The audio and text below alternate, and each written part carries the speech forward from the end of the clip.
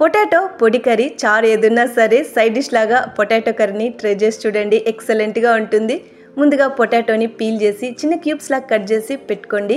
కడాయిలోకి శనగపప్పు ఉద్దిపప్పు యాడ్ చేసి లైట్గా ఫ్రై చేసుకున్నాక ఇందులో శనక్కాయలు, నువ్వులు, ధనియాలు, మిరియాలు, సోంపు, జీలకర్ర, ఎండుమిరకాయలు, కరివేపాకును కూడా యాడ్ చేసి లో ఫ్లేమ్లో కరివేపాకు క్రిస్పీగా అయ్యేంతవరకు ఫ్రై చేసుకోండి. ఇందులోనే కొంచెంగా తురిమిన టెంకాయ కూడా యాడ్ చేసి ఇంకో 2 నిమిషాలు ఫ్రై చేసి మిక్సీలో పౌడర్ చేసి పెట్టుకోండి.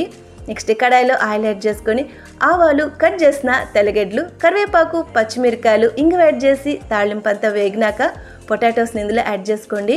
లో ఫ్లేమ్లో పొటాటోస్ని బాగా ఫ్రై చేసుకోవాలి. 60 to 70% వరకు పొటాటోస్ కుక్ అయినాక ఇందులో సాల్టు, పసుపు, చిల్లీ పౌడరు, గ్రైండ్ చేసిన పొడిని కూడా యాడ్ చేసి ఇంకా 5 నిమిషాల వరకు పొటాటోని ఫ్రై చేసుకొని లాస్ట్లో కొంచెం పుదీనా, కొత్తిమీర కూడా యాడ్ చేసుకొని 2 నిమిషాలు ఫ్రై చేసుకుంటే పొటాటో పొడి కర్రీ రెడీ. ట్రై చేసి కమెంట్స్